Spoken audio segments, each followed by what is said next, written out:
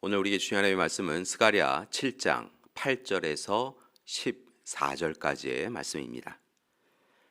여호와의 말씀이 스가랴에게 임하여 이르시되 만군의 여호와가 이같이 말하여 이르시기를 너희는 진실한 재판을 행하며 서로 인애와 긍휼을 베풀며 과부와 고아와 나그네와 국비판자를 압제하지 말며 서로 해하려고 마음에 도모하지 말라 하였으나 그들이 듣기를 싫어하여 등을 돌리며 듣지 아니하려고 귀를 막으며 그 마음을 금강석 같게 하여 율법과 만군의 여호와가 그의 영으로 옛 선지자들을 통하여 전한 말을 듣지 아니하므로 큰 진노가 만군의 여호와께로부터 나왔도다. 내가 불러도 그들이 듣지 아니한 것처럼 그들이 불러도 내가 듣지 아니하리라.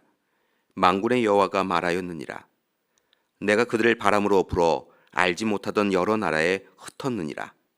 그 후에 이 땅이 황폐하여 오고 가는 사람이 없었나니 이는 그들이 아름다운 땅을 황폐하게 하였음이니라 하시니라. 아멘.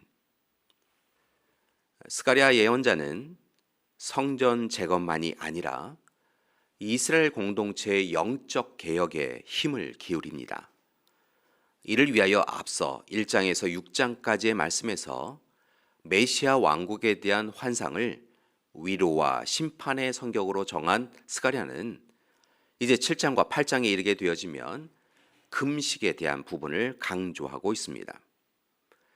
오늘 말씀은 베델에서 파견된 사람들이 예루살렘에 도착하여서 바벨론 포로 기간 중에 제정되었던 금식 규례를 계속 지켜야 할 것인가를 물었고 이에 대하여 스가랴가 답을 하는 장면입니다.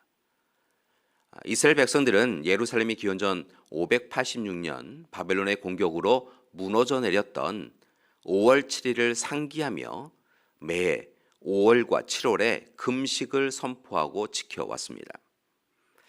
그런데 이제 포로 생활이 끝나고 돌아왔으니 금식을 행해야 하느냐라고 하는 질문을 하였고 이에 스가랴의 답을 요청한 것입니다.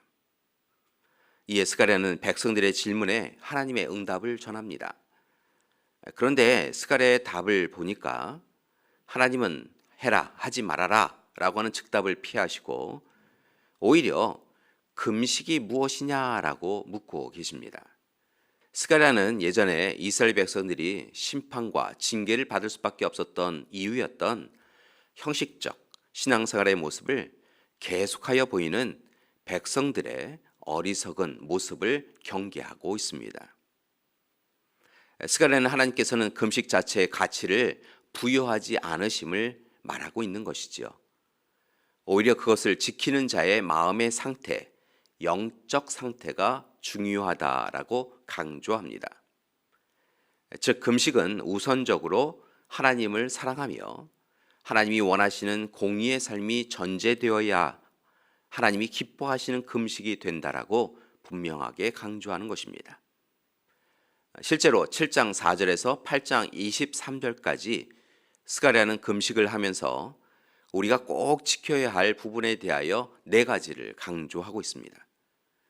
그 내용을 보면 헛된 의식을 배격해야 합니다. 과거의 불순종을 기억해야 합니다. 이스라엘의 회복과 위로에 대하여 확신해야 합니다. 그리고 이스라엘의 기쁨이 회복될 것을 신뢰해야 합니다.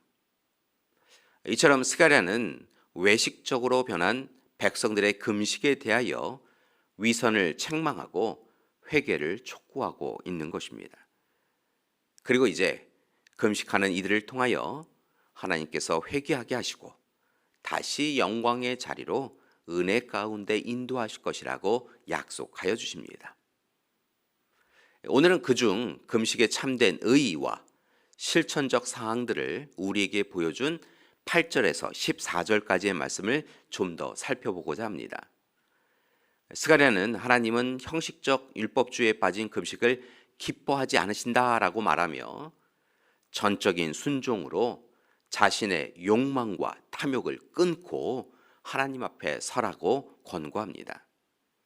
그리고 금식을 통하여 실천적인 신앙인의 삶을 제대로 살아가라라고 권면한 것이지요. 그중 9절과 10절은 우리가 살아야 할 삶을 보여주는데 그것은 바로 진실한 재판을 행하며 인애와 긍휼을 베풀며 과부와 고아와 나그네와 궁핍한 자를 압제하지 말며 서로 해하려고 마음에 도모하지 말라라는 것입니다. 즉 금식을 하는 이들, 하나님의 뜻을 위하여 자신의 삶을 절제하는 이들은 하나님 앞에서 모든 질서가 공평하게 또한 합리적으로 이루어져 가도록 해야 한다는 것입니다. 또한 하나님이 보여주신 사랑과 긍휼의 마음으로 서로를 품어야 하며 특별히 사회적 약자를 보살피고 자신의 이기적 정욕을 충족시키기 위하여 이웃을 해하려고 하는 어리석은 일을 행하지 말아야 한다는 것입니다. 그래야 금식을 온전히 하는 것이라고 스가랴는 말하는 것이지요. 그런데 안타까운 것은 스가랴가 전하는 하나님의 말씀을 이스라엘 백성들이 듣기 싫어하여서 귀를 막았다는 것입니다. 그들의 마음이 금강석처럼 완악하였습니다. 그래서 하나님께로 돌이키지 아니합니다.